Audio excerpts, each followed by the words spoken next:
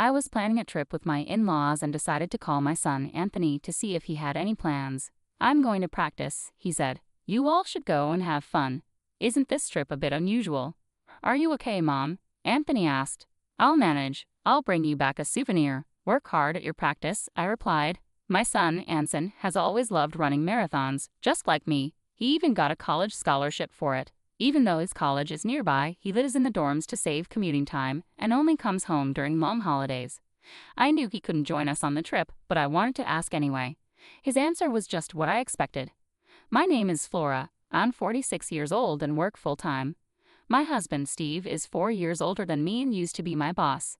He's a capable man, and I respect him. After we got married and had our son, we were a happy family. But over time, our relationship started having problems. The main reason was my husband's parents, especially his mom, who didn't like me from the beginning and often bullied me. At first, Steve defended me because we lived far from his parents, so we didn't see them often. But when Anson wanted to attend a high school near my mom's house because of his love for marathoning, things changed. I was the one who got him into running since I used to run marathons and still do sometimes. I was happy he enjoyed running like me, so I convinced Steve to move closer to the high school Anson wanted to attend. Steve applied for a transfer at work so we could move, and Anson got into a good university because of his high school, so it worked out well.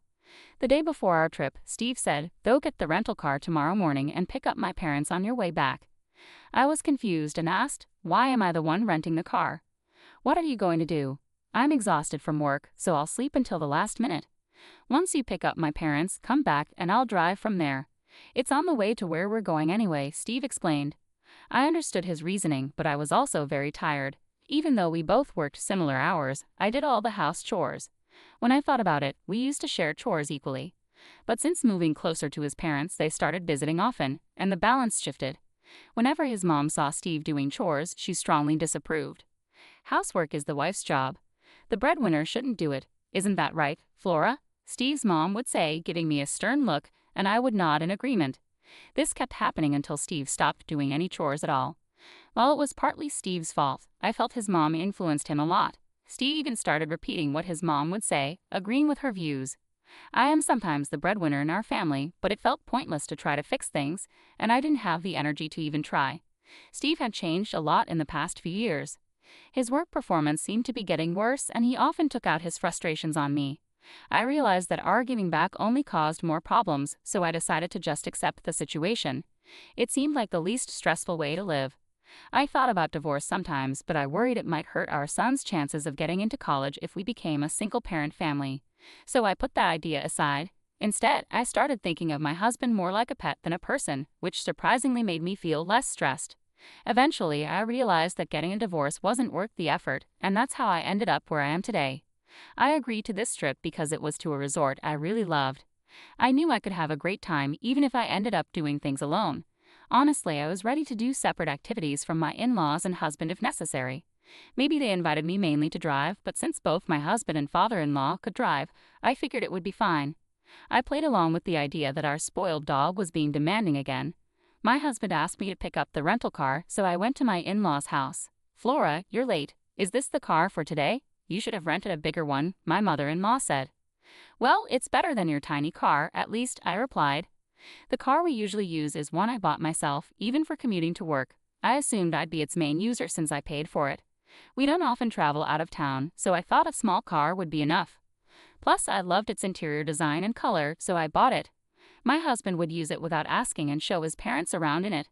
My mother-in-law criticized the car's size and acted like I could only afford a small car. I suggested we use my father-in-law's car for the trip, but he didn't want others driving it and didn't want to do all the driving himself. So we rented a car, but I wasn't consulted about this. I found out that I'd have to pick up the rental car and drive it while they sat comfortably in the back seat. It made me want to tell them to arrange their own transportation. I was really tired. In the end, even though my husband said he'd help with the driving, he slept through the entire trip. My father-in-law refused to drive unless it was his car, leaving me to drive the whole way while my husband napped in the passenger seat. My father-in-law constantly criticized my driving, giving me suggestions too late or questioning my decisions at traffic lights. It was just added stress. My mother-in-law joined in, criticizing my driving too. I found it annoying to be critiqued by someone who couldn't drive herself, especially since my father-in-law had been in many accidents and should have given up his license. My mother-in-law insisted he was just unlucky and a good driver. I didn't want him to drive me around anyway. I didn't mind driving, but I wished he would stop interfering. When we arrived at the resort, my husband finally woke up, tired from a day in the car. We followed my in-laws' suggestion to relax at the hotel instead of doing any activities outside. I enjoyed the chance to unwind, swimming in the pool and exploring the hotel grounds. It was a nice way to spend the day after a delicious dinner and a relaxing spa visit. I returned to our room to find my husband already asleep. I wasn't sure what my in-laws were doing next door, but they were probably asleep too. I went to bed, and when I woke up to the fresh morning air, my husband was still asleep. With some time before breakfast, I decided to take a walk. But when I returned, I found an unbelievable sight. My husband was gone, and his things were missing too. I frantically searched the room and tried to contact my in-laws next door, but there was no answer. At the front desk, I learned they had already eaten breakfast an hour earlier than I was told. It seemed they had left me behind. I also had to pay for the hotel checkout by myself. Was my mother-in-law's offer to pay for our stay just a trick? With no other choice, I paid for both rooms and left the hotel, only to find there was no car waiting for me. While I was thinking about what to do next, my phone rang. It was my mother-in-law. Where are you now?" I asked, confused about the situation. My mother-in-law chuckled in response, "Just enjoying some quality family time since we're on vacation." "I see, but why didn't you all just leave together from the beginning instead of leaving me behind?" I couldn't help but ask. "Wow, Flora, you did express interest in joining us, didn't you?" "That's why we decided to bring you along," she replied casually. I remembered mentioning that I wanted to visit this resort while watching TV with my husband. Was that what he remembered? Normally, it would be sweet if he remembered my casual comments, but this time it felt like he used it to annoy me. Besides, I was the one who did most of the driving to get here. Why should I be reminded that I was brought here by my mother-in-law, who neither drove nor contributed any money? Beyond anger, all I could do was sigh. "Fine then, let's go sightseeing as a family and head home afterward," I suggested. "You can do some sightseeing too, Flora, and then come back. We're not sure how you'll get back, but you're good at marathons, aren't you? Just run back." My mother-in-law taunted, her laughter making me more frustrated. "If Steve is driving, put me on speakerphone so he can hear me," I demanded, my anger boiling over. As soon as I made the request, it seemed my mother-in-law transferred the call, and my husband's voice came on the line. "Good morning. You were eager to come here, weren't you? Take it easy today, but remember we have laundry from the trip to tackle. Make sure it's washed by tomorrow morning," he said cheerfully. But any warmth I once felt for him had disappeared. "Do your own laundry," I replied sharply. "Hey, that's not a nice way to speak. As the breadwinner, I'm advising you to relax today. You should be thanking me," he replied. "Oh, the breadwinner? Don't worry, this will be the last time we see each other since you've mostly just seen me when you're asleep," I said, making it clear that I was serious. "What do you mean?" he asked, clearly puzzled. "We need to head back home today. There's laundry and house cleaning waiting for us," my husband declared. "Yeah, that's exactly why I'm not going back," I responded firmly. "What do you mean?" His voice quivered with uncertainty. "I'm filing for divorce. Remember 6 months ago when you told me you met your soulmate, your childhood friend, and you were planning to marry her? The one who moved back to your hometown after her divorce?" I reminded him, feeling the surge of emotion.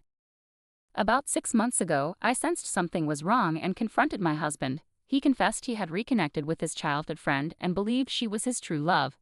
He wanted to divorce me and marry her to support her and her child as a single mother. He even gave me pre-filled divorce papers, but I couldn't bring myself to end our marriage. We didn't speak for days until he realized he needed my help with household chores. Eventually, he asked me to forget what he said, but I couldn't, so I started gathering evidence of his cheating. I wondered if Steve had planned this trip to try to win me over. This conversation happened about 3 months ago, shortly after I quit my job. As I shared my thoughts, I could hear the surprise in my in-laws' voices on the other end of the speakerphone. It seemed this was the first time they were hearing about their son's resignation. "I remember when you said you were leaving your job. I was worried about you finding a new one and disagreed with your reasons, didn't I?" I continued, recalling the exchange. "You were confident and assured me you'd find a new job quickly. Yet here we are, and you've only managed to secure a part-time position. I can't help but wonder when you'll find something more stable." As Steve remained silent while driving, I took the chance to share my thoughts. "I've been imagining you as a dog to cope with the stress, but then I realized I might as well get a real one," I said firmly. "So I'll be filing the divorce papers. Enjoy your family vacation." My in-laws were shocked, and my husband tried to say something, but I hung up the call without a second thought. I decided to enjoy sightseeing before heading home, and I explained the situation to my son over the phone. His response was simple: "I told you so." While his reaction was expected, it felt a bit lighter than I anticipated, given that he already knew what was going on. When I returned from the trip, I didn't go back home. Instead, I put my sons and my belongings in a self-storage unit, just in case. With only the essentials, I went to a real estate agency.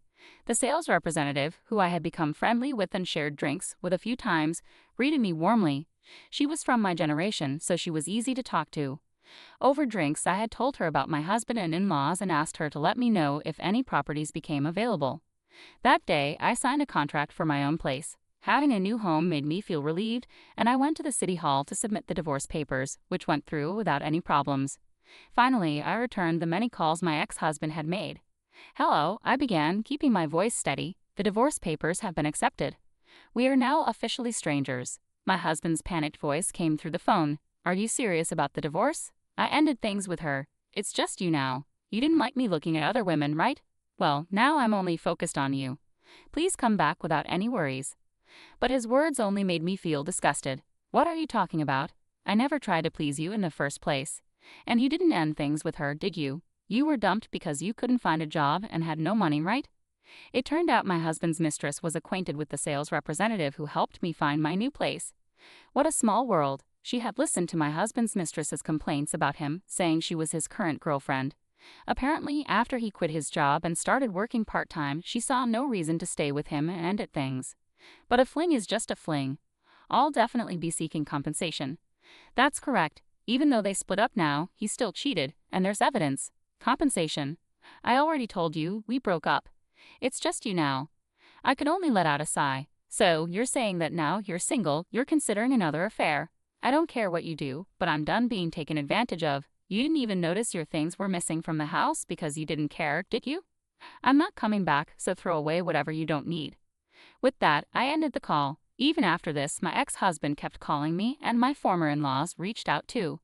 But I have no intention of going back to that house. My ex-husband still hasn't found a job, can't afford the rent, and has moved back in with his parents. Meanwhile, my ex-father-in-law continues to drive recklessly and recently crashed into a neighbor's fence with my ex-mother-in-law in the car. Thankfully, no one was injured, but they didn't have property insurance and had to borrow money to cover the repair costs. All of this was detailed in an email my ex-husband kept sending me. I find his misfortune somewhat amusing. While I don't respond, I haven't blocked his emails either, quietly enjoying the spectacle. After moving to a pet-friendly property, I got a small dog and found that I enjoyed caring for a pet more than I did for people. My son, worried about me being alone, has started visiting on weekends, a change from only coming during long holidays. Each day now feels fulfilling. Maybe this weekend I'll visit that resort town again for the first time in a while.